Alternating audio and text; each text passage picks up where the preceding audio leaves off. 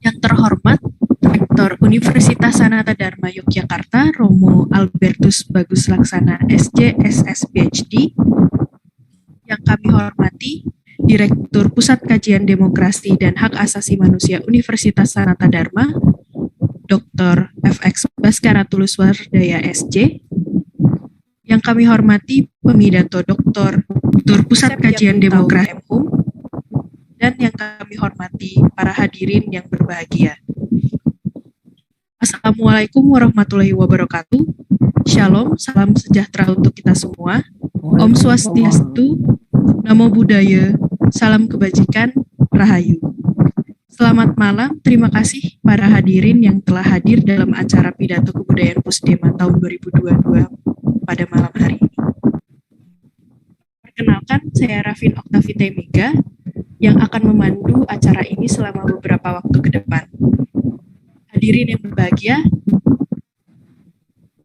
agar seluruh rangkaian acara kita dapat berlangsung dengan lancar dan membawa manfaat bagi masyarakat juga bangsa yang kita cintai kepada bangsa Indonesia, marilah kita bersama-sama memanjatkan doa kepada Tuhan Yang Maha Esa.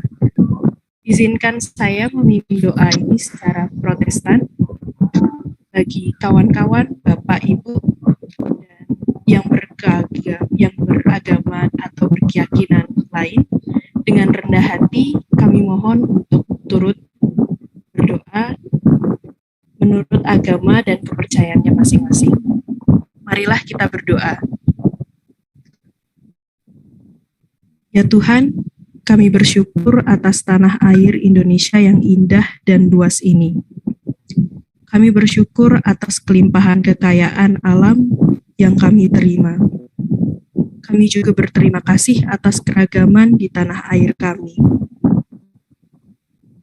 Kami telah Kau himpun dari berbagai suku bangsa, bahasa, dan budaya. Kau himpun kami dari berbagai latar belakang dan keyakinan. Kami telah Kau satukan dalam bangsa dan negara kesatuan Republik Indonesia. Ya Tuhan, sadarkanlah kami untuk tetap bersatu, menghargai kebinekaan. Kuatkan kami untuk saling menjaga, membangun, dan merawat keberagaman. Bantulah kami untuk mewujudkan tanah air kami yang adil, makmur, aman, damai, dan sejahtera. Ya Tuhan, kami bersyukur kepadamu pada malam hari ini. Pada malam hari ini kami bersama Dr. Yosef Yapitaum dan semua yang hadir pada malam hari ini, bersama-sama kami akan berefleksi dan mendalami makna keberagaman. Satukanlah pikiran, perasaan, dan hati kami sebagai anak bangsa yang dilandasi ikatan cinta. Cinta pada tanah air kami, cinta pada para pemimpin dan segenap rakyat Indonesia. Cinta akan kerukunan dan kedamaian dalam kebinekaan. Semoga dengan pencerahan atas keberagaman kami semakin kuat untuk bersama-sama menciptakan dan mengembangkan kebaikan bagi sesama. Ya Tuhan, kami percayakan seluruh rangkaian acara malam hari ini dalam tangan-Mu. Mohon rahmat dan cinta-Mu. Semoga acara kami ini berjalan dengan lancar dan sukses. Kami unjukkan doa ini demi kemuliaan-Mu yang menyatukan kami sekarang dan selama-lamanya. Amin. Doa selesai. Hadirin yang berbahagia, marilah kita memulai acara kita dengan menyanyikan lagu kebangsaan Indonesia Raya. Untuk itu kami memohon kepada para hadirin untuk mengambil sikap sempurna.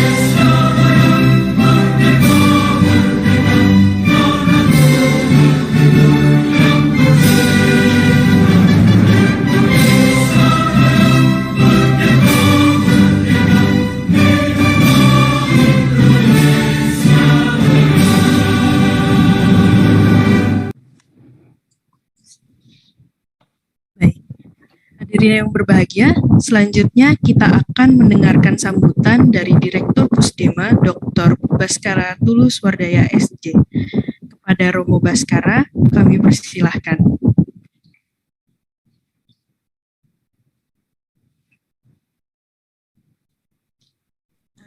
Romo, mohon maaf, belum di-unmute. Maaf. Terima kasih kepada Saudari Vite atas waktu yang diberikan kepada saya pada malam hari ini. Yang terhormat Rektor Universitas Sanata Dharma Yogyakarta, Romo Albertus Bagus Laksana SJ PhD. Yang terhormat pemidato kita pada malam hari ini yaitu Dr. Yosef Yapi Taum. Yang terhormat Romo, Bapak, Ibu, dosen, tenaga kependidikan, para mahasiswa, segenap anggota Sivitas Akademika Universitas Sanata Dharma, yang terhormat Bapak, Ibu, para saudara, teman-teman semua yang mengikuti acara kita pada malam hari ini. Selamat malam, Merdeka. Sebagaimana kita ketahui bersama, sudah 77 tahun kita merdeka sebagai sebuah negara bangsa, sebagai sebuah republik kesatuan. Banyak sudah capaian yang selama hampir 80 tahun ini kita raih sebagai bangsa yang merdeka. Selain telah berhasil memperjuangkan dan mempertahankan kemerdekaan sebagai bangsa yang bebas dari penjajahan, kita juga telah berhasil merumuskan ideologi dan dasar negara, menjaga kesatuan sebagai negara bangsa, menegakkan kembali demokrasi dalam kehidupan bernegara maupun bermasyarakat, meningkatkan kesejahteraan rakyat, termasuk dalam bidang ekonomi dan pendidikan, berkontribusi dalam menyelenggarakan perdamaian dunia, dan sebagainya. Atas itu semua, kita harus merasa bangga dan bersyukur. Bapak, Ibu, dan saudara-saudari semua, pada saat yang sama di depan kita masih terbentang sejumlah tantangan yang harus kita hadapi bersama. Salah satu di antaranya adalah sesuatu yang tetap saja dalam tanda kutip mengganjal dalam kehidupan bersama kita, yakni masalah penuntasan kasus-kasus pelanggaran HAM yang terjadi di masa lalu. Ada banyak kasus pelanggaran HAM dalam sejarah kita, namun sebagai bangsa kita belum juga berhasil menuntaskannya. Salah satu di antara kasus-kasus tersebut yang kiranya merupakan kasus yang terbanyak korbannya tentu saja adalah kasus tragedi 1965. Dalam kasus itu setidaknya ratusan ribu anak bangsa telah menjadi korban dari kekerasan massal yang dilakukan oleh sesama anak bangsa. Peristiwanya besar, korbannya banyak. Namun demikian sejauh ini nyaris belum ada usaha dari negara yang bersifat serius dan berkesinambungan untuk menghadapi dan menyelesaikannya, termasuk misalnya menyelenggarakan sebuah rekonsiliasi nasional. Sudah ada beberapa upaya rekonsiliasi, baik di tingkat lokal maupun nasional, namun hasilnya masih saja belum maksimal. Tentu kita bersyukur bahwa dalam pidato kenegaraan Bapak Presiden RI tanggal 16 Agustus tahun 2022 yang lalu disampaikan adanya upaya untuk menuntaskan kasus-kasus pelanggaran HAM masa lalu. Bahkan kini sudah dibentuk sebuah tim khusus untuk itu. Meskipun demikian, kita masih harus menunggu bagaimana tim tersebut akan bekerja dan akan seperti apa hasilnya.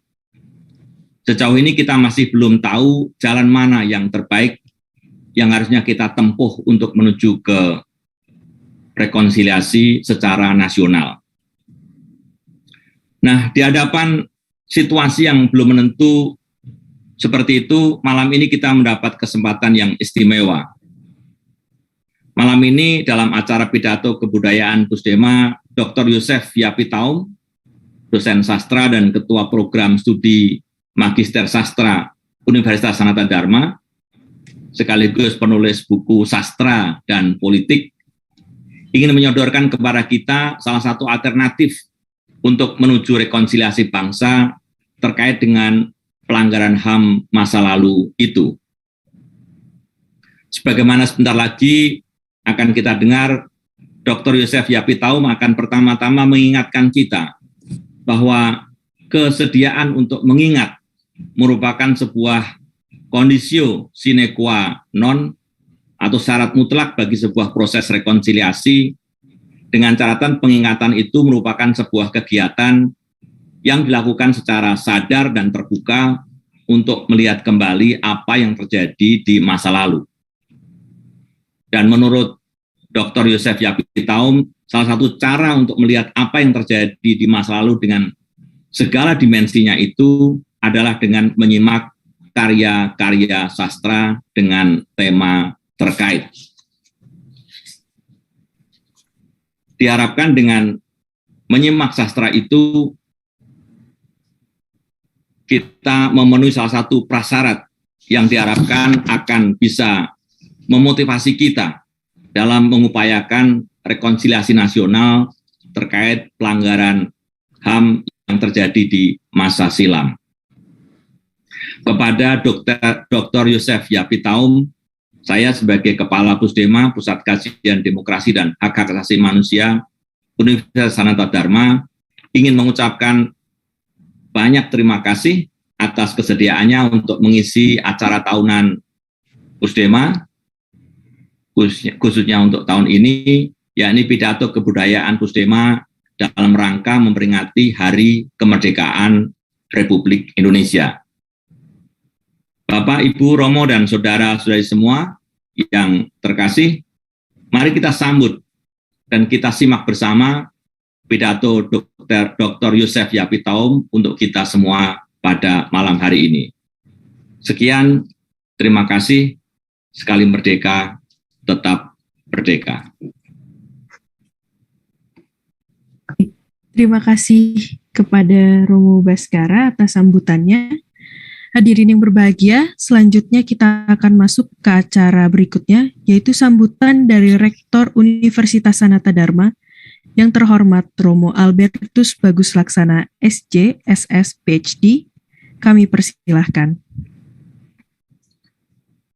Selamat malam kepada semua yang hadir dalam pidato kebudayaan ini. Romo Baskoro sebagai Direktur Pusdema, Bapak Yapitaum terutama sebagai pemidato, Bapak Ibu, saudara-saudari semua yang dikasihi Tuhan. Saya kira apa yang dikatakan Romo Baskoro tadi sudah merangkum banyak hal mengapa kita melakukan ini sebagai komunitas akademis yang peduli pada nasib bangsa ini, pada perjalanan bangsa ini ke depan, terutama dengan mengingat ke belakang. Kita ingat gambaran ya dari filsuf Walter Benjamin yang menggambarkan sejarah itu maju ke depan, tetapi malaikat sejarah itu mestinya maju ke depan dengan menengok ke belakang. Filsafat sejarah dari Walter Benjamin ini banyak digunakan untuk mengingatkan kita semua bahwa sebuah bangsa itu kalau mau maju harusnya maju ke depan, tetapi juga sambil melihat ke belakang supaya para korban itu tidak dilindas oleh sejarah dua kali gitu ya. Pertama sudah dikorbankan, yang kedua dilupakan gitu. Jadi pelukis terkenal Paul Klee itu menggambarkan malaikat sejarah Angelus Novus yang terbang diterpa angin kemajuan modernitas seperti bangsa kita yang mau maju terus-menerus dalam usia hampir 80 tahun ini menuju bangsa yang lebih bermartabat dan juga lebih berperan dalam pembangunan masyarakat global. Itu terpaan angin sejarah ke depan, tetapi dalam gambaran itu malaikat sejarah itu melihat ke belakang. Jadi dia diterpa kemajuan, ikut angin kemajuan, tetapi sambil menengok ke belakang supaya para korban yang membuat kita berada di tempat ini sebagai bangsa itu tidak terlupakan. Dalam semangat itu, saya kira karya sastra yang akan dibawakan oleh Pak Yapi Taum itu mempunyai sesuatu yang unik, perannya dalam memori, supaya para korban sekali lagi tidak dilupakan lagi, tidak dikorbankan dua kali. Pertama para pelaku dan kedua oleh sejarah itu sendiri, oleh peradaban. Paul Ricoeur itu pernah mengatakan bahwa sebetulnya para korban itu jangan dihabiskan seluruh maknanya, seluruh peran historisnya dengan explanation, dengan penjelasan-penjelasan yang terutama berbau ilmiah, yang akan menjelaskan semua sehingga sepertinya peristiwa itu tahun 65, tahun 98, beberapa kerusuhan-kerusuhan sosial etnis itu menjadi terang benderang mengapa terjadi, faktor-faktornya seperti apa, dan kemudian penjelasan itu sepertinya kemudian sudah menjelaskan semua makna dari para korban itu, kisah-kisah mereka, jeritan mereka tidak terdengar lagi karena seluruh peristiwanya sudah dijelaskan dengan gamblang, dengan pretensi mungkin ilmiah. Paul Ricoeur mengingatkan bahwa justru penjelasan seperti itu jangan sampai membungkam pesan keseluruhan martabat dari para korban yang sudah terkorbankan itu, yang harus didengar dan didengar lagi narasinya, ceritanya, dan hanya dengan mungkin mendengarkan narasi itu, kita terhindar dari godaan untuk menutup peristiwa itu dengan sekedar penjelasan yang sekali lagi bisa berpretensi hukum, ilmiah, dan sebagainya. Maka saya kira sekali lagi sastra itu memiliki peran yang sangat istimewa di sini. Nanti saya kira Pak Yapi akan menjelaskan dengan lebih detail bagaimana memori di dalam sastra, ingatan akan penderitaan itu mempunyai kekuatan yang spesifik agar mungkin dalam bahasa filsafat surplus of meaning, makna yang surplus yang nggak bisa dijelaskan oleh hal-hal yang lain itu bisa lebih tampil, bisa menghormati martabat korban itu sendiri, tanpa membungkam mereka, tanpa melupakan mereka dengan mungkin pretensi yang sekali lagi bisa ilmiah, bisa metodologis, bisa bersifat historiografis. Tapi kalau tidak mengingat cerita mereka, martabat mereka, kehadiran mereka dalam arti tertentu dalam memori kita secara kolektif, mereka akan kita korbankan mungkin dua kali. Maka selamat untuk pidato kebudayaan Pusdema ini. Semoga acara ini berlangsung dengan baik dan bisa mendapatkan atensi yang lebih besar, dan semoga ini juga mengingatkan bangsa ini, kita semua akan pentingnya memori, akan pentingnya usaha untuk tidak melupakan para korban, melindas mereka dua kali dengan banyak hal yang merugikan mereka dan merugikan perjalanan kita sebagai bangsa. Profesiat untuk Pusdema, selamat berpesta gagasan, selamat menghidupkan lagi memori terhadap para korban dengan cara yang alternatif, pendekatan rekonsiliatif melalui kisah-kisah penderitaan, memori, anamnesis penderitaan dari para korban. Terima kasih, selamat menikmati pidato kebudayaan ini. Baik, terima kasih kepada Rektor Universitas Sanata Dharma, Romo Albertus Bagus Laksana yang telah mendukung kegiatan pidato kebudayaan Pusdema tahun 2022. Hadirin yang berbahagia, selanjutnya kita akan menyimak pidato kebudayaan pada kesempatan kali ini, yang mengangkat tema Ingatan Penderitaan dalam Sastra Indonesia, sebuah jalan alternatif menuju rekonsiliasi bangsa. Akan disampaikan oleh yang terhormat Dr. Yosep Yapi Taum M.Hum. Kepada beliau kami persilahkan. Terima kasih. Yang saya hormati Rektor Universitas Sanata Dharma, Romo Albertus Bagus Laksana, SY, PhD. Yang saya hormati Romo Ketua Pusat Studi Demokrasi dan Hak-Hak Manusia Pusdema, Romo Dr. FX Baskoro Tulus Wardoyo yang saat ini berada di Amerika Serikat. Para peserta setia acara Pusdema, khususnya saya ingin menyapa Ibu Nane Nur Rahman dari Universitas Atmajaya Jakarta yang selalu hadir dalam acara-acara Pusdema. Bapak Ibu, saudara-saudara sekalian sebangsa dan setanah air yang mengikuti pidato ini secara daring dari seluruh tanah air. Assalamualaikum warahmatullahi wabarakatuh. Salam sejahtera untuk kita semua. Om Swastiastu, Namo Buddhaya, salam kebajikan. Adalah suatu kehormatan bahwa pada hari ini saya dipercaya oleh Pusdema untuk menyampaikan pidato budaya dalam rangka memperingati hari ulang tahun ke-77 kemerdekaan Republik Indonesia. Dalam forum pidato budaya Pusdema yang mulia ini, pernah hadir tokoh-tokoh bangsa, yakni Profesor Dr. Syafi'i Ma'arif tahun 2015, Dr. Muji Sutrisno SJ 2016, Kamala Chandra Kirana 2017, Dr. Yudi Latif 2018, Alisa Wahid 2019, dan Dr. Andus Sidarto Danu Subroto 2021 yang lalu. Mengingat pidato saya tidak hanya diakses oleh kalangan akademisi, saya mengangkat sebuah persoalan budaya yang saya pandang lebih kontributif bagi bangsa dan masyarakat luas. Kajian-kajian sastra saya banyak terarah pada ingatan penderitaan manusia, relasi kekuasaan yang tidak seimbang, dan perjuangan manusia untuk memenuhi hak-hak dasarnya.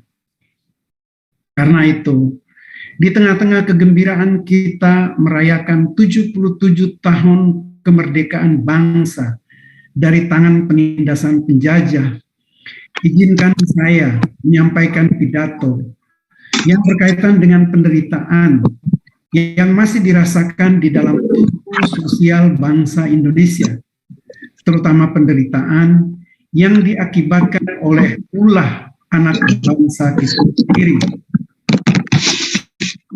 Setelah 77 tahun merdeka, Indonesia sesungguhnya masih menghadapi berbagai kebuntuan dan kegalauan kultural dalam mengatasi persoalan-persoalan besar bangsa. Salah satu jalan buntu dan kegalauan kultural kita adalah tugas besar menyelesaikan persoalan pelanggaran HAM berat di masa lalu. Tugas ini merupakan amanat Undang-Undang Republik Indonesia sebagai tuntutan fundamental semangat reformasi pasca lengsernya pemerintahan otoriter Orde Baru. Produk penting semangat reformasi itu adalah Undang-Undang Republik Indonesia Nomor 39 Tahun 1999 tentang Hak Asasi Manusia. Berdasarkan amanat Bab 9, Pasal 104, Ayat 1 Undang-Undang Nomor 39 tahun 1999 itu, lahirlah Undang-Undang Nomor 26 tahun 2000 tentang Pengadilan HAM yang mengatur penyelesaian kasus pelanggaran HAM berat yang perlu dilakukan di lingkungan peradilan umum. Di tahun 2004, lahir pula undang-undang baru, yakni Undang-Undang Nomor 27 Tahun 2004 tentang Komisi Kebenaran dan Rekonsiliasi KKR, yang juga mengatur tata cara pemerintah mempertanggungjawabkan pelanggaran HAM berat di masa lalu. Kini sudah lebih dari 2 dasawarsa berlalu, dan jalur rekonsiliasi sepertinya menemui jalan buntu. Pengadilan HAM tidak pernah terbentuk, dan undang-undang tentang Komisi Kebenaran dan Rekonsiliasi dibatalkan oleh putusan Mahkamah Konstitusi di tahun 2006. Kamala Chandra Kirana telah menegaskan dalam salah satu pidatonya di forum Pusdema ini bahwa kita kini sedang menghadapi berbagai kebuntuan dalam ranah hukum dan politik. Euforia yang kita alami 20 tahun yang lalu atas nama reformasi, kini tinggal ingatan samar-samar. Demokrasi transaksional politik identitas, dan korupsi yang kronik telah membuat hukum dan kebijakan yang sesungguhnya menjadi tumpuan harapan bagi perubahan struktural bagaikan benda tumpul yang tak mungkin menghasilkan irisan tajam untuk mengatasi persoalan-persoalan besar bangsa kita secara tuntas. Alhasil yang terjadi sekarang adalah manusia Indonesia tidak berada dalam posisi setara sebagai partisipan dalam sebuah diskursus. Kita hidup di dalam ketidakadilan dan ketimpangan yang besar. Ada banyak korban ketidakadilan yang memerlukan sikap dan tindakan keberpihakan. Kita menyadari bahwa menyelesaikan pelanggaran HAM berat di masa lalu merupakan sebuah tantangan yang paling berat yang dihadapi semua pemerintahan pasca reformasi di Indonesia. Ada berbagai bentuk ketegangan yang menguji kesediaan dan kemampuan kita untuk mencari jalan rekonsiliasi bagi bangsa ini.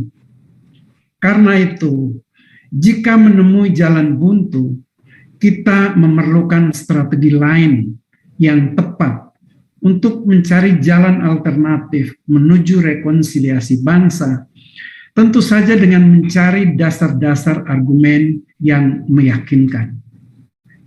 Romo, Bapak, Ibu, dan saudara-saudara yang saya hormati, Indonesia memiliki sejarah konflik dan kekerasan masa lampau yang tidak sedikit.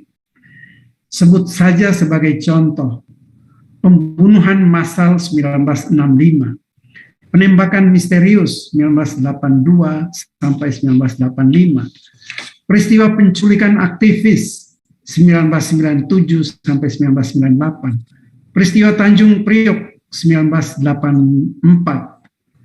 pembunuhan dan pelecehan seksual pada kerusuhan Mei 1998 di Jakarta dan Surakarta, peristiwa Talang Sari 1989, penyerbuan kantor PDI di Jakarta tanggal 27 Juli 1996, penembakan mahasiswa Universitas Trisakti 1998, tragedi Semanggi I 1998 dan Semanggi II 1999, pembunuhan dukun santet, berbagai kerusuhan yang mengakibatkan jatuhnya korban jiwa seperti di Ambon, kerusuhan rasial antara Dayak dan Madura, pembakaran gereja-gereja di Surabaya, Situbondo, Tasikmalaya, Rengas Dengklok, pembakaran gereja-gereja di Temanggung, pembakaran masjid aliran tertentu di Cikesik, Banten, dan Bogor,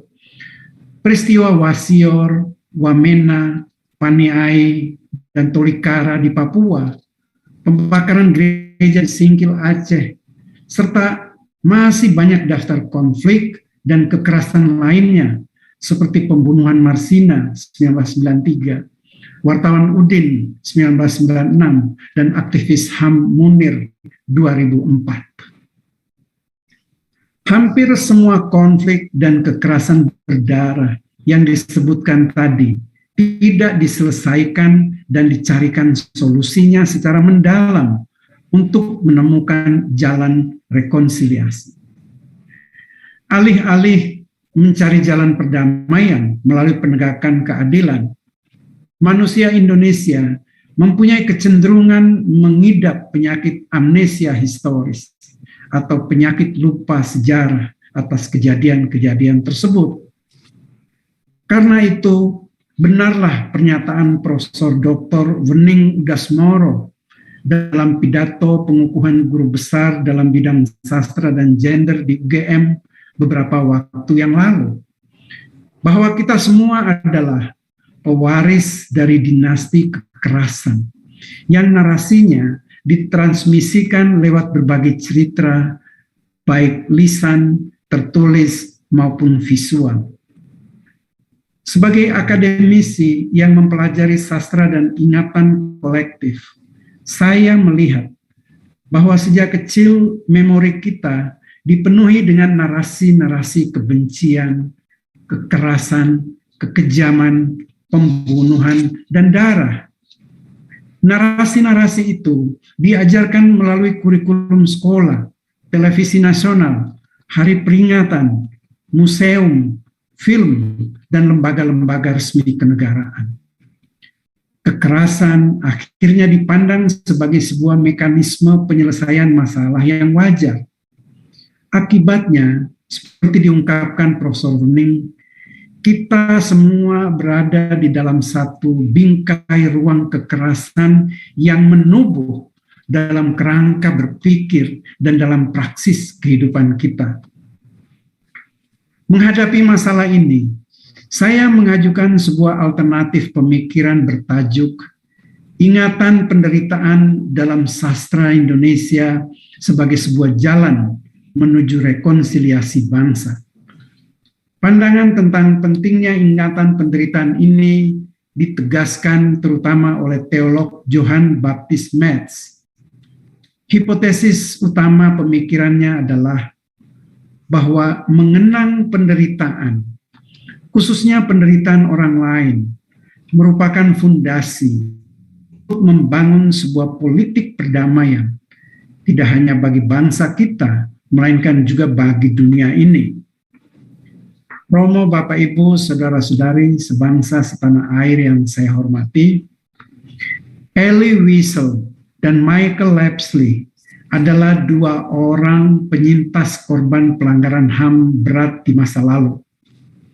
Keduanya menegaskan sisi positif serta pentingnya ingatan penderitaan.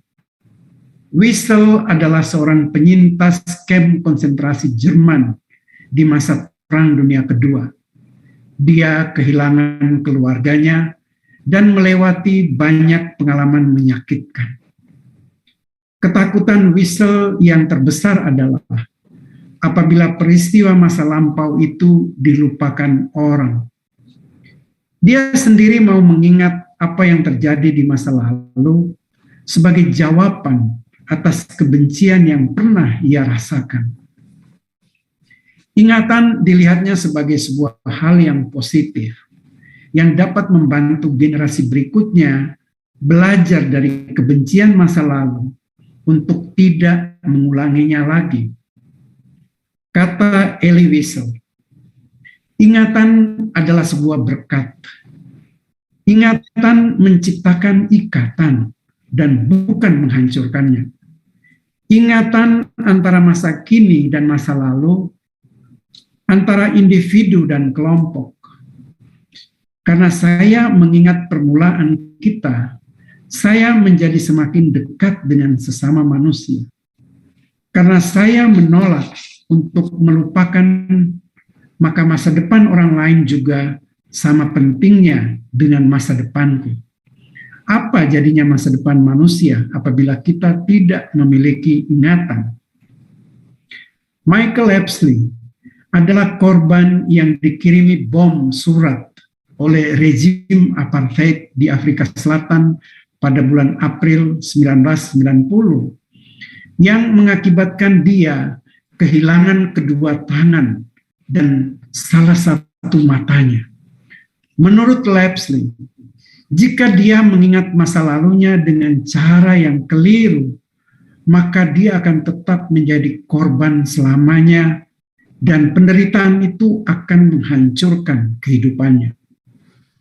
Memang mengingat kejahatan-kejahatan yang pernah terjadi di masa lalu dapat menimbulkan penderitaan bagi korban. Akan tetapi, mengingat merupakan sebuah syarat mutlak di dalam proses rekonsiliasi.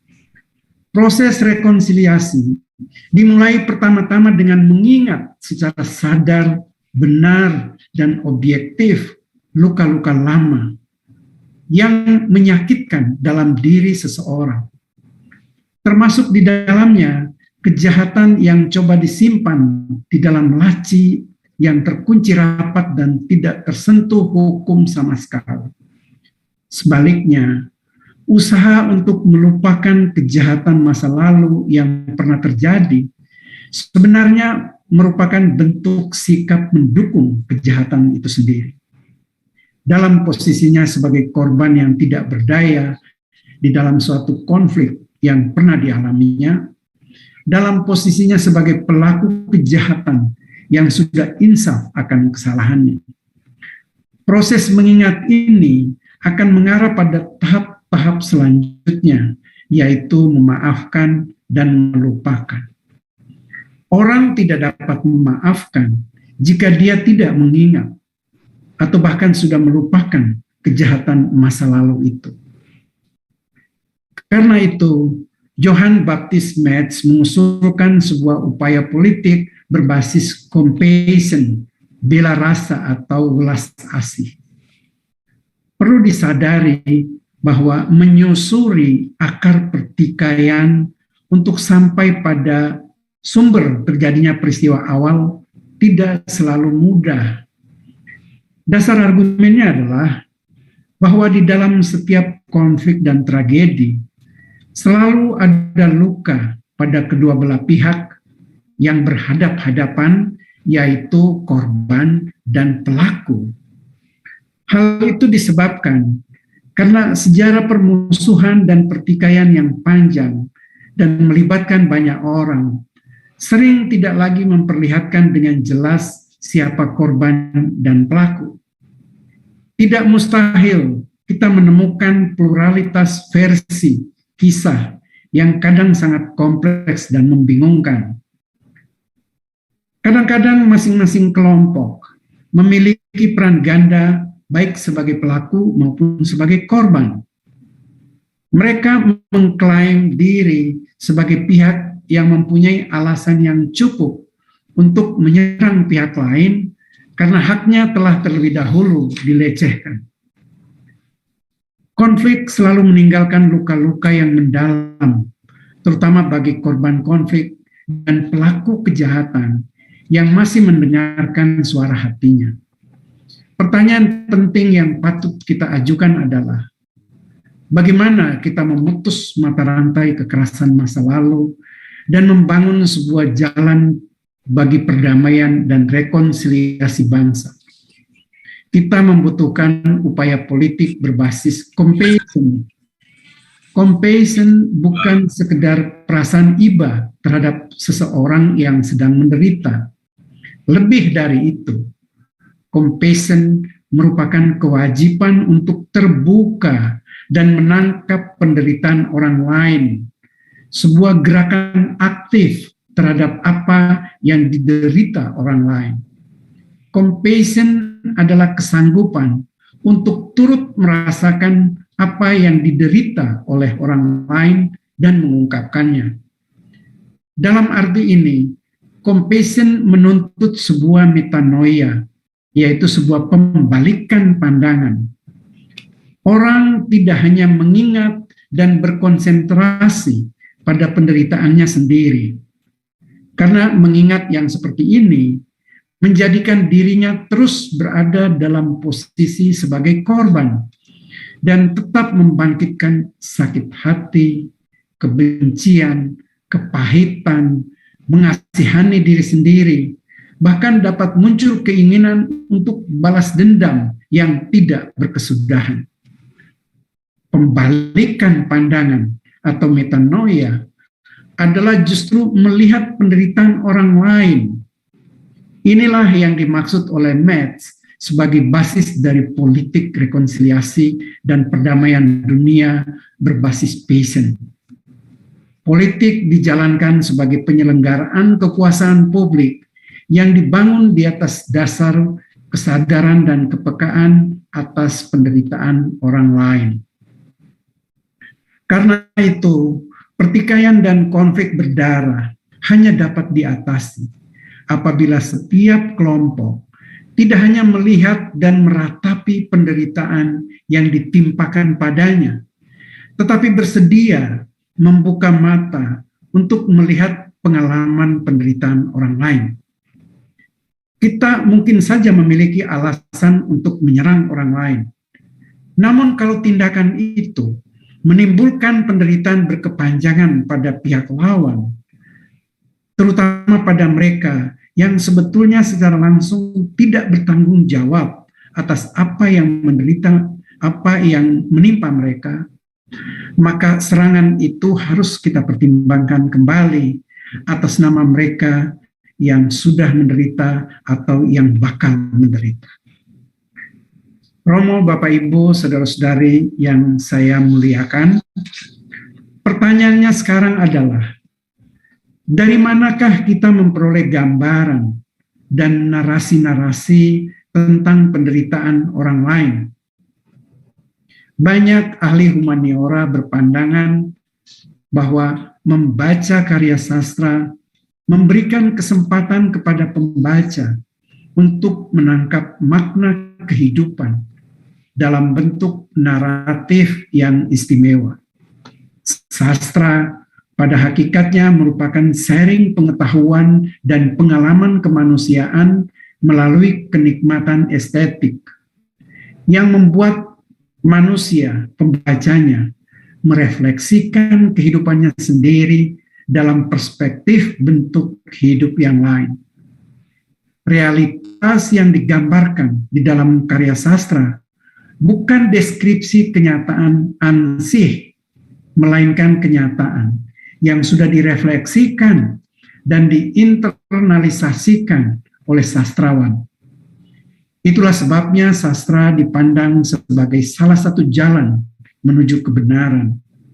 Karya-karya sastra selalu berbicara tentang tema-tema kemanusiaan, seperti persahabatan, kepercayaan, keadilan, keberanian, ketakutan, perpisahan, pendambaan keselamatan, iman, harapan, dan kasih.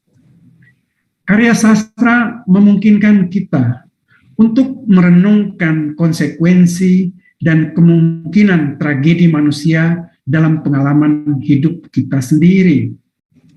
Sebagai pembaca, kita dapat masuk ke dalam kehidupan tokoh cerita dan turut berbagi kegembiraan, ketakutan, cinta, pengetahuan, dan kesedihan mereka. Karya sastra juga memberikan pengalaman tentang kebencian, ketakutan, kematian, pembunuhan, penyakit, isolasi, perang, perceraian, dan seterusnya. Hal-hal ini penting untuk dipahami, dirasakan, dan digulati tanpa harus mengalaminya sendiri. Sastra memungkinkan kita untuk merenungkan semuanya ini untuk sampai pada pemahaman yang lebih besar tentang dunia kita dan diri kita sendiri. Sastra menjadi sarana yang penting karena bertindak sebagai jembatan antara kehidupan kita dan kehidupan orang lain. Vered Cohen Barzilai, seorang perempuan anggota militer Israel yang merasa sangat muak dengan konflik berdarah yang terus-menerus antara Israel dan Palestina, pernah bertanya bagaimana caranya menghentikan konflik Israel-Palestina. Pertanyaan yang diajukan adalah, apa kekuatan yang mampu melawan kebencian dan ketakutan yang ada di dalam jiwa orang Israel? Dalam tulisannya berjudul The Power of Literature versus the Power of Hatred, Vered menyampaikan keyakinannya bahwa hanya kekuatan seni, khususnya sastralah, yang dapat mendorong perubahan dan memotivasi manusia untuk membangun peradaban kasih. Dalam tulisannya yang lain, yang kemudian menjadi sangat terkenal, yang berjudul The Tremendous Power of Literature, Vered secara tegas berpesan, sastra memiliki fungsi kenabian. Sastra dapat menginspirasi kita untuk mengubah dunia ini menjadi sebuah tempat yang lebih menyenangkan, penuh kasih sayang, harapan, dan keindahan. Teruslah membaca karya sastra dan biarkan kekuatan dahsyat sastra memenuhi hatimu dan menuntunmu ke jalan kemanusiaan sejati.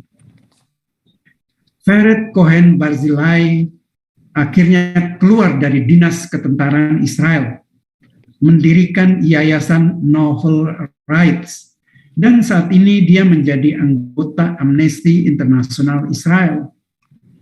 Dia tidak pernah percaya bahwa kedamaian hidup manusia di dunia ini bisa dibangun dengan senjata dan kebencian. Vered selalu menentang kekerasan. Dia menentang peperangan. Dia menyerukan perdamaian. Baginya, semua masalah harus diselesaikan dengan cara damai, hanya melalui negosiasi dan sentuhan kesusastraan dan bukan perang. Perang baginya adalah kesia-siaan dan kebiadaban dalam konflik antar manusia dan antar bangsa. Perang dan darah adalah urusan yang benar-benar kotor dan menjijikkan. Bagi Aristoteles, sastra adalah jalan keempat menuju kebenaran. Setelah jalan agama, filsafat, dan ilmu pengetahuan. Keempat bidang kreasi ini mengajarkan dan menuntun manusia menuju kebenaran dengan caranya masing-masing. Tuntunan agama bersifat absolut, mutlak, imperatif, tak membuka kemungkinan untuk berdialog atau tawar-menawar. Agama menuntut manusia merebahkan diri dan menyerah secara total. Tuntunan filsafat dan ilmu pengetahuan sepenuhnya bersifat rasional dan diskursif, serta mengandalkan kedisiplinan berpikir dengan metodologi yang kaku dan ketat. Sementara itu, tuntunan sastra bersifat kreatif, menyentuh, mengajak, memberikan pilihan-pilihan, berdialog dengan hati nurani, dan tidak pernah memaksakan kehendak.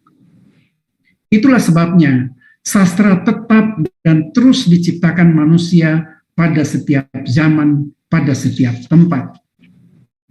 Sudah sejak berabad-abad lampau, karya sastra menjadi semacam kanalisasi serta turut menyampaikan pesan kemanusiaan seperti ditulis banyak sastrawan besar dunia seperti Leo Tolstoy, Ernest Hemingway, Dostoyevsky, Albert Camus, Doris Dekker, Yasunari Kawabata, dan di Indonesia kita temui di dalam karya-karya Pramudia Anantatur, W.S. Rendra, Seno Gumiraji Dharma, dan lain sebagainya.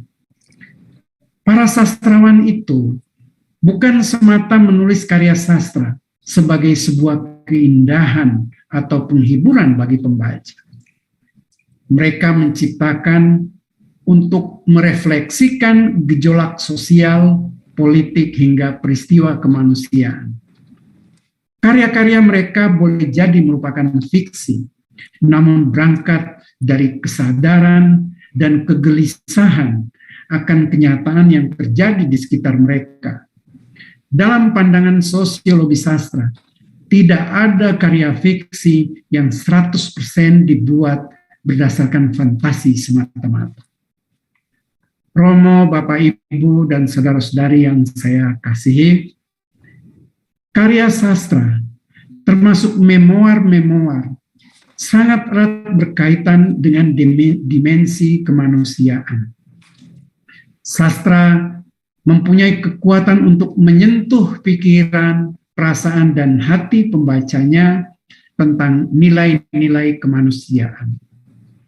Melalui daya narasinya yang khas, baik dalam penggunaan imaji, metafora, dan alegori, sastra mampu mengekspresikan tentang kekejaman, penindasan, diskriminasi, ketidakadilan secara subtil, sastrawan pun harus mampu bersikap dan berpihak pada nilai-nilai kemanusiaan. Pembicaraan saya selanjutnya tentang memoria passionis dalam karya sastra akan saya batasi pada tragedi 1965.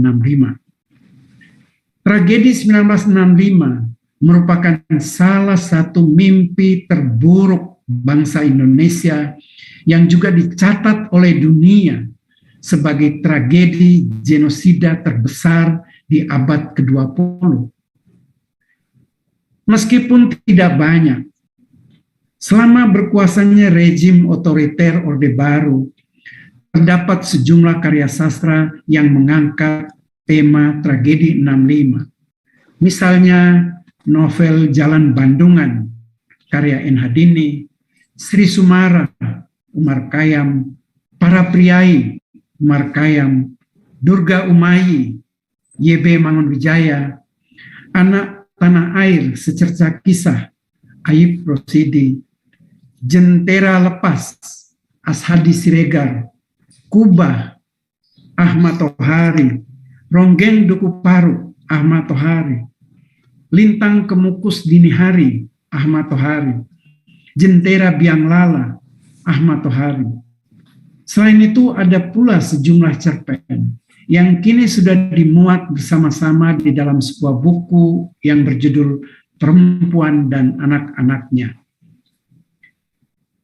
Sejak awal tahun 2000-an, muncul sangat banyak memoar-memoar yang berkaitan dengan tragedi 65. Beberapa di antaranya adalah Memoir Pulau Buru, Hersi Setiawan, di Pulau Buru, Hersi Setiawan, Dari Kalong Sampai Pulau Buru, Adrianus Gumelar, Kesaksian Para Korban, dari Tutur 10 Narasumber Ekstapol, Hersi Setiawan, dan daftar ini masih terus bertambah.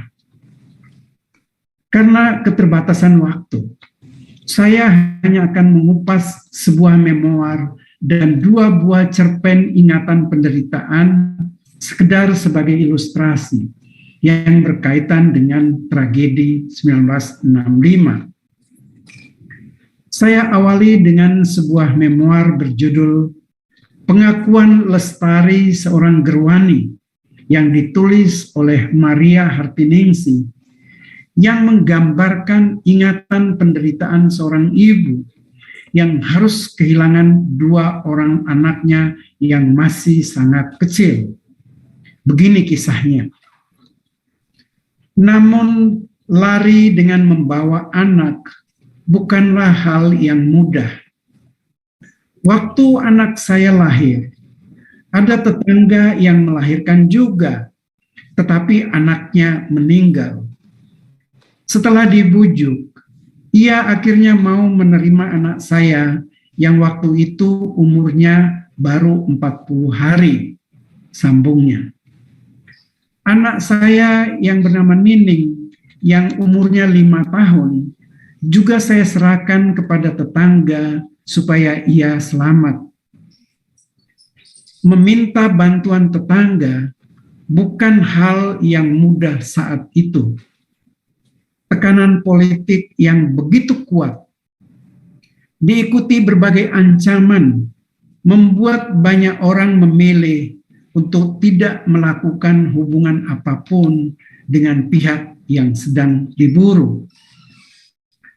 Dalam pelarian itu, saya mendengar kabar Nining dibunuh.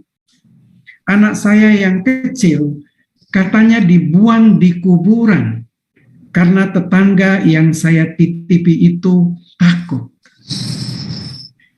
Tidak ada manusia yang tidak tersentuh hati nuraninya membaca beban penderitaan seorang ibu yang seperti ini. Peristiwa ini dialami oleh Lestari, seorang mantan ketua cabang Gerwani di Bojonegoro. Cerita semacam itu adalah salah satu cerita dari banyak cerita serupa yang dialami banyak orang lain pasca tragedi 65. Cerita seperti ini dapat juga kita temukan dalam teks-teks sastra.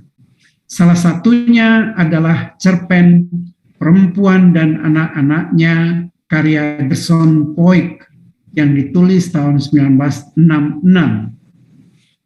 Cerpen ini pertama kali diterbitkan dalam majalah Horizon November 1966.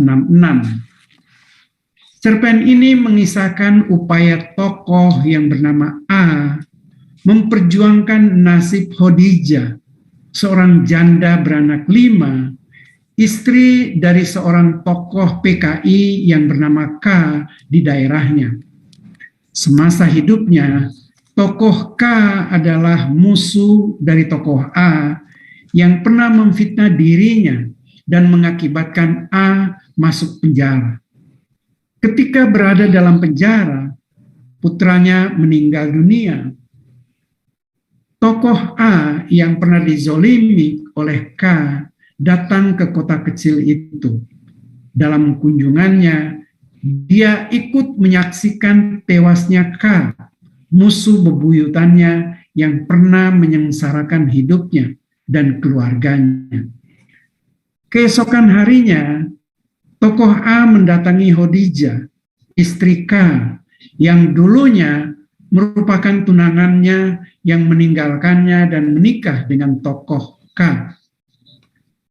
Mengikuti logika umum, tokoh A pantas memusuhi tokoh K dan Khadijah istrinya dan tentu bersyukur atas nasib buruk yang menimpa mereka sekeluarga. Akan tetapi, melihat penderitaan Khadijah dan 5 orang anaknya, bangkit rasa belas kasihan dari tokoh A. Dari tokoh A, Khadijah mengetahui bahwa suaminya sudah dibunuh. Khadijah seperti menggugat A. Mengapa A tidak mencegah terjadinya pembunuhan itu? Percakapan antara A dan Khadijah merepresentasikan pandangan penguasa Orde Baru pada waktu itu terhadap peristiwa G30S. Kenapa kau tidak menahan orang yang membunuhnya? Tanya Khadijah dengan suara lemah. Bagaimana aku yang seorang diri dapat menahan lahar sebuah gunung api? Manusia bukan lahar. Pertanyaannya adalah, mungkinkah ada orang yang memiliki keberanian untuk menahan lahar atau melakukan protes terhadap pembantaian orang-orang PKI pada zaman itu? Suasana zaman pada masa itu sangatlah mencekam dan menakutkan. Kutipan berikut ini menunjukkan bahwa amarah massa bagaikan lahar dari gunung berapi yang tak mungkin bisa dibendung. Tak ada orang yang memiliki keberanian untuk membendung lahar itu. Yang paling mungkin bisa dilakukan adalah tidak menjadi eksekutor, tetapi sekedar menjadi penonton. Lahar itu mengalir dari lubang buaya, kata tokoh A dengan suara lemah lembut. Lahar yang aneh dalam hubungan sebab akibat, aksi dan reaksi. Semuanya spontan. Lahar yang dimuntahkan dari lubang buaya. Lahar yang menimbulkan reaksi berantai seperti bom atom, lalu matilah beribu-ribu orang, diantaranya suamimu. Aku menyaksikannya tadi malam. Begitu radio menyiarkan bahwa PKI memakai cara biadab lubang buaya, massa di daerah ini bangkit, lalu mencari orang-orang PKI seperti mencari tikus saja.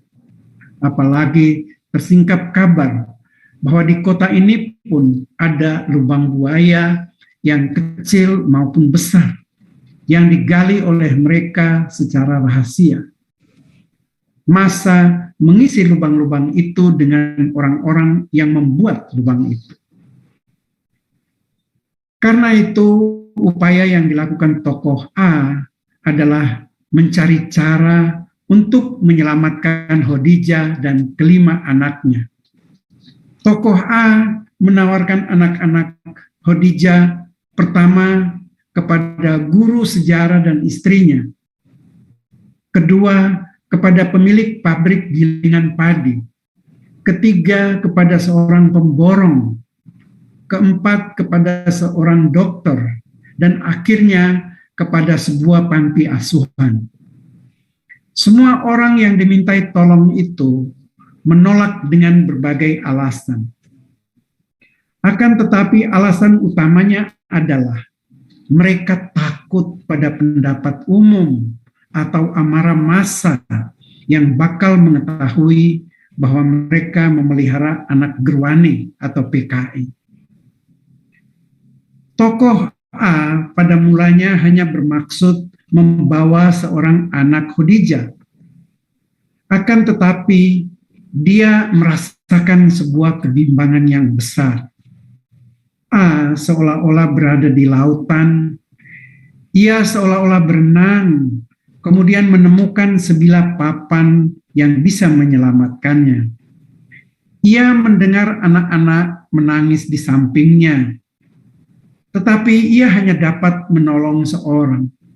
Bagaimana dengan 4 anak lagi?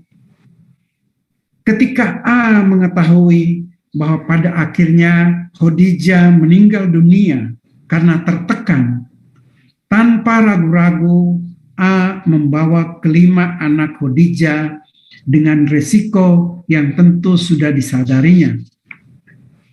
Cara Gerson Poik mengakhiri kisah ini menunjukkan kebesaran Gerson Poik sebagai seorang sastrawan Indonesia ternama.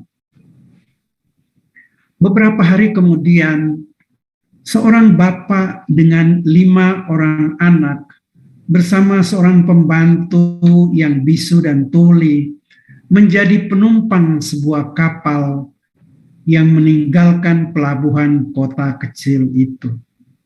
Tak ada yang melambaikan tangan perpisahan kecuali burung-burung laut yang terbang menjauh. Cerpen ini menggambarkan suasana sulit yang dihadapi tokoh-tokoh yang kebetulan berhubungan dengan partai berideologi komunis pada waktu itu. Polarisasi dan permusuhan mencapai puncaknya. Akan tetapi, kewarasan, kelembutan sebagai sesama manusia mengalahkan nafsu angkara murka. Kegelapan tidak bisa dilawan dengan kegelapan, hanya terang yang bisa. Kebencian tidak bisa dilawan dengan kebencian, hanya cinta yang bisa melakukannya. Cerpen kedua berjudul Maut, karya Muhammad Syukur. Cerpen ini pertama kali dimuat dalam majalah sastra tahun 1969.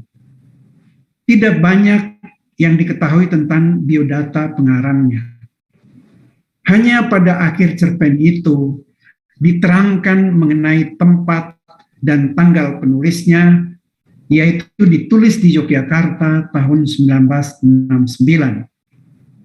Cerpen ini mengisahkan tokoh aku yang menjadi saksi mata, sebetulnya juga sebagai pelaku peristiwa yang dia katakan sungguh dahsyat dan mengerikan, yaitu pembunuhan manusia oleh tangan manusia, sebuah pembunuhan sekaligus dalam jumlah yang begitu banyak. Diceritakan bahwa pada suatu malam, sebuah truk membawa 20 orang ke sebuah hutan untuk dibantai. 18 orang pembantai, termasuk aku, merasa sangat ketakutan dan gentar menghadapi saat-saat maut menjemput nyawa para pesakitan itu. Hanya satu orang yang tidak takut dan gelisah sedikit pun, namanya Gumun. Dalam bahasa Jawa, Gumun artinya mengherankan. tokoh Malabar yang berperawakan gagah dan kekar pun tak mampu menyembunyikan perasaan gentarnya ketika dia mencoba membangkitkan semangat teman-temannya dengan berceramah panjang lebar untuk membantai pesakitan dengan gagah berani. Tokoh Malabar antara lain berkata demikian, "Aha, ternyata kalian ini banci, dan otak kalian tiba-tiba jadi tumpul menghadapi saat yang seharusnya kita semua bersyukur, karena kita bukan termasuk mereka, atau karena mereka telah gagal menguasai kita. Aneh, betul-betul aneh jika kalian sadar juga sekiranya mereka berhasil mengangkangi negeri ini, pasti kita dan semua saja yang bukan mereka akan mengalami seperti yang akan mereka alami malam ini, dan mungkin dengan cara yang lebih mengerikan lagi." Malabar kembali mengingatkan teman-temannya agar jangan merasa kasihan pada orang-orang PKI ini, karena mereka sesungguhnya adalah binatang-binatang buas. Mereka sudah terlalu banyak berdosa, terlalu banyak melukai dan memusuhi siapa saja yang bukan mereka. Suatu ajaran telah mengubah mereka menjadi kawanan binatang buas yang menghalalkan segala cara untuk mencapai tujuan. Dan itu telah mereka lakukan di mana-mana. Tapi Tuhan benar-benar Maha Adil. Pada saatnya kebenaran dan keadilan akan bicara. Dan malam ini sebagian dari bicaranya. Ternyata sama Malabar sebagai presentasi pandangan pihak penguasa untuk menyebarkan ideologi kebencian tidak menembus hati nurani saya sebagai manusia.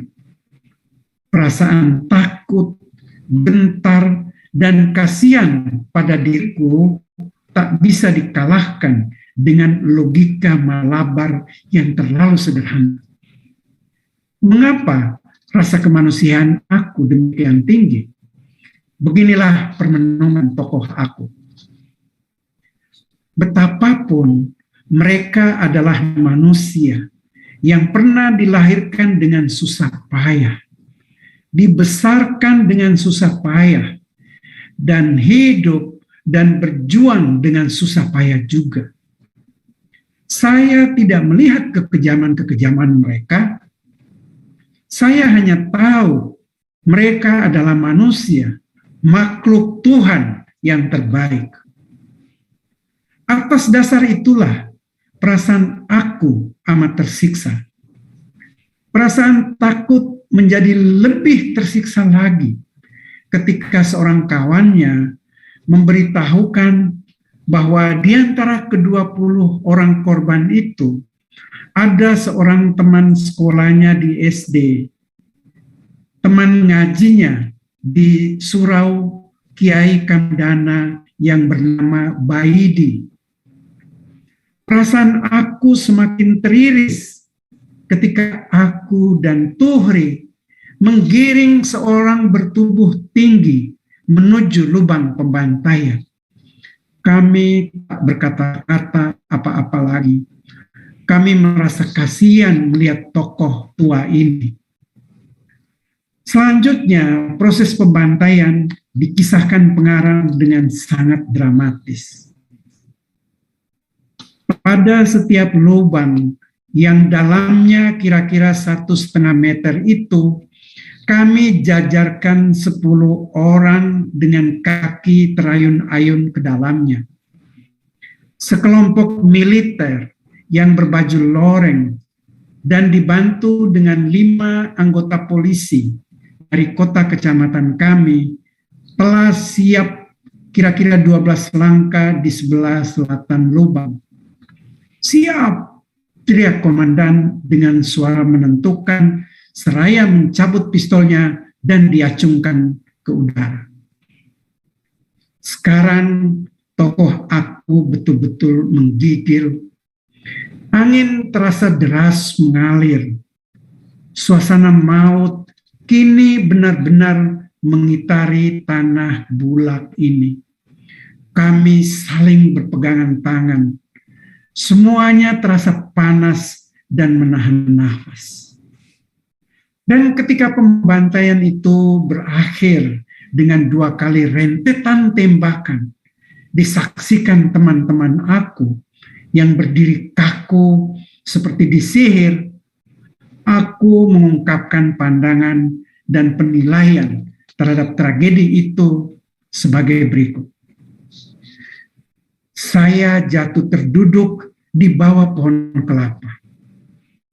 Saya terguguk seperti tidak percaya apa yang baru saja saya lihat adalah suatu pembunuhan betul-betul, bukan sandiwara atau pertunjukan film.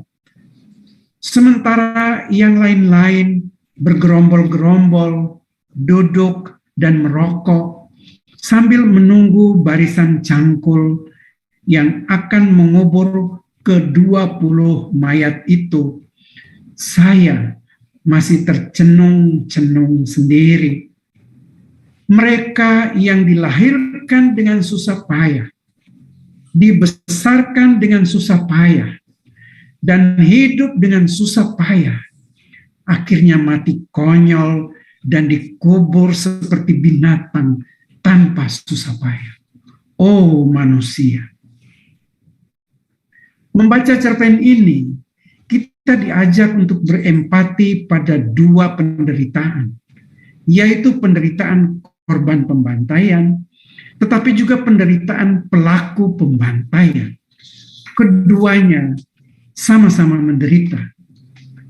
Korban adalah orang-orang yang dikenalnya sebagai orang-orang biasa yang sama sekali tidak berbahaya.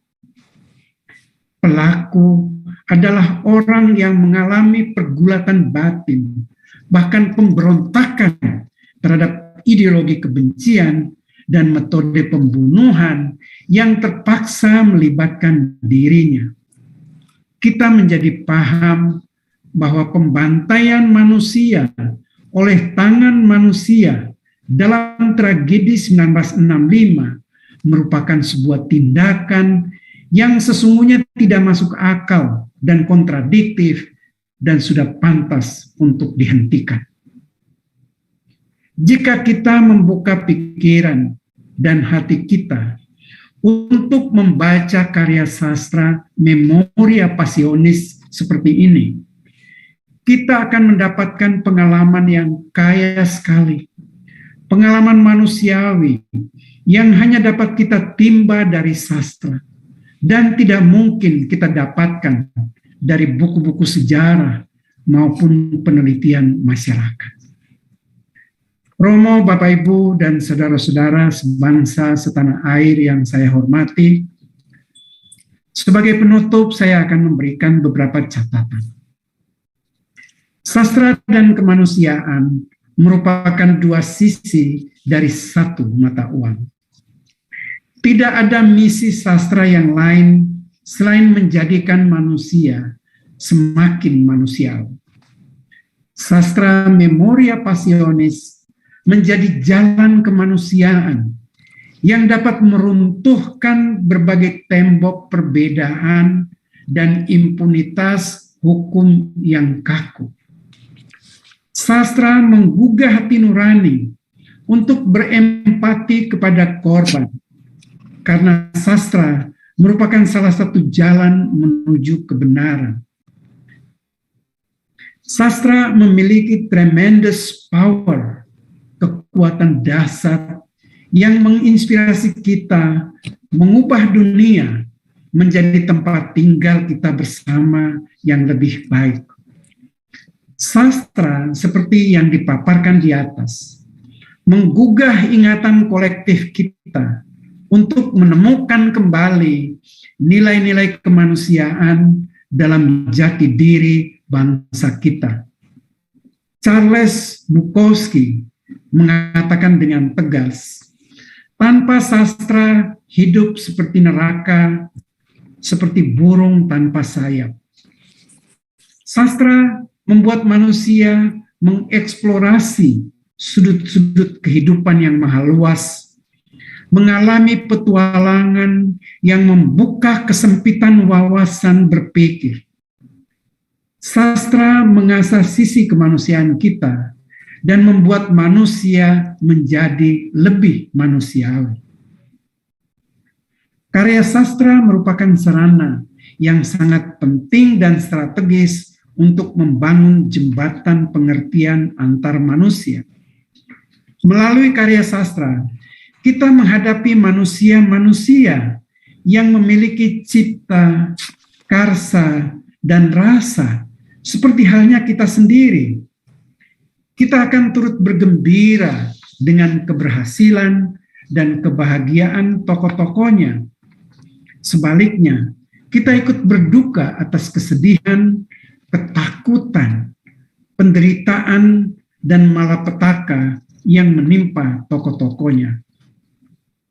Paul Ricoeur menyebutkan tentang proses melupakan yang membahagiakan sebagai sebuah proses penyembuhan luka-luka sejarah dan ingatan tentang konflik masa lalu, karena dia dapat mentrandensikan dirinya di atas peristiwa masa lalu sebagai korban. Hanya dengan berempati kepada penderitaan orang lain, kita dibebaskan dari ikatan masa lalu yang kelam, dan kemanusiaan sejati kita dibangun. Peristiwa masa lalu yang pahit tidak akan terhapus, tetapi melalui proses mengingat, memaafkan, dan melupakan, membuat peristiwa itu tidak lagi menjadi trauma historis yang terus-menerus menghantui. Trauma historis itu akhirnya kita simpan di laci memori dan tidak lagi berdampak dalam kehidupan kita. Hasilnya, kita sekarang berada dalam hati nurani yang lega dan bahagia oleh karena rekonsiliasi yang memulihkan hidupnya. Akhir kata, sebagai bangsa yang mewariskan begitu banyak pelanggaran HAM berat di masa lalu, saya mengusulkan agar karya sastra yang mengandung berbagai memoria pasionis semakin banyak disediakan dan diajarkan di sekolah-sekolah formal. Sudah saatnya anak-anak Indonesia masa depan mengenal dan memiliki literasi kemanusiaan. Hanya dengan demikian, generasi Indonesia emas di masa depan akan sanggup menghargai, memiliki toleransi terhadap perbedaan. Generasi inilah yang akan menjadi kekuatan pemersatu bangsa Indonesia yang besar dan kuat di masa depan. Sekian pidato saya malam ini. Dirgahayu ke-77 Republik Indonesia Merdeka.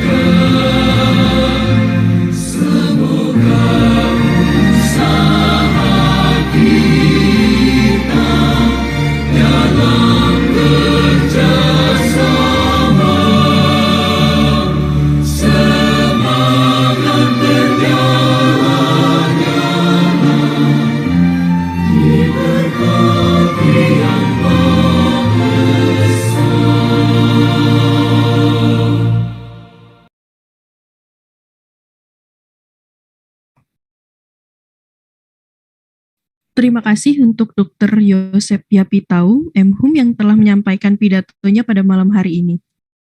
Hadirin yang berbahagia, kita sampai pada penghujung acara. Saya sebagai pemandu acara memohon maaf apabila terdapat kesalahan baik dalam berucap maupun dalam berbuat.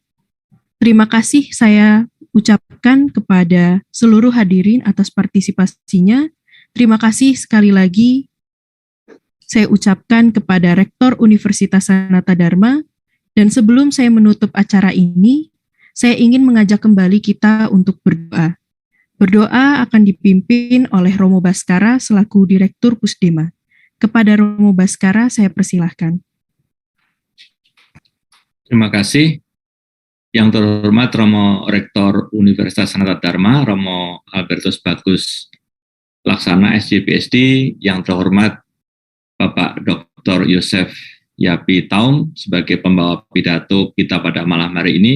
Bapak, Ibu, dan teman-teman semua, mari kita akhiri acara kita bersama pada malam hari ini dengan berdoa bersama. Doa akan saya pimpin dengan cara Katolik. Mohon teman-teman yang beragama dan berkepercayaan lain dipersilahkan berdoa menurut agama dan kepercayaan masing-masing. Dalam nama Bapa dan Putra dan Roh Kudus. Amin.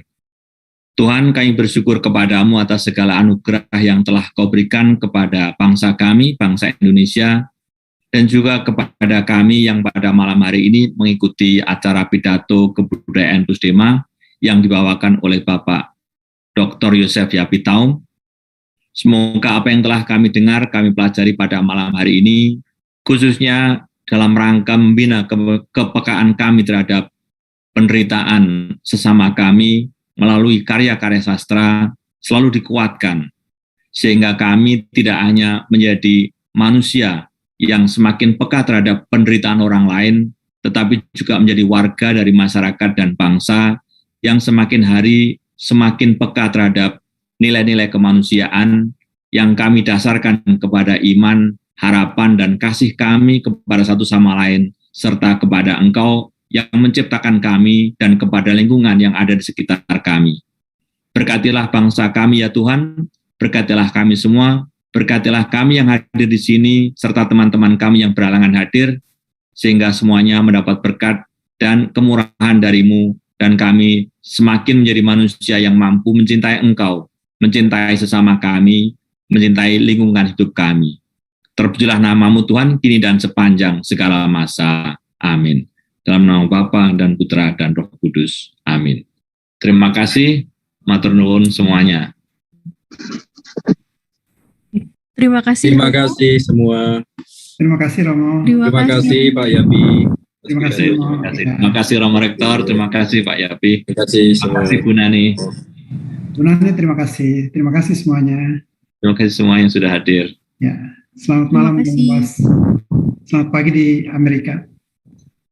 Selamat Yapi. Terima kasih Provisiat. Ya. Provisiat Pak Yapi. Selamat malam. Terima kasih hadir. Ya. Terima kasih kepada hadirin semua. Saya Rafin Oktavite Mega, pamit undur diri. Terima kasih, sampai jumpa pada kesempatan berikutnya. Salam sehat dan selamat malam. Selamat malam. Pak Yan Sandi, Pak Thomas, Fajar, selamat malam. Recording stopped. Terima kasih Pak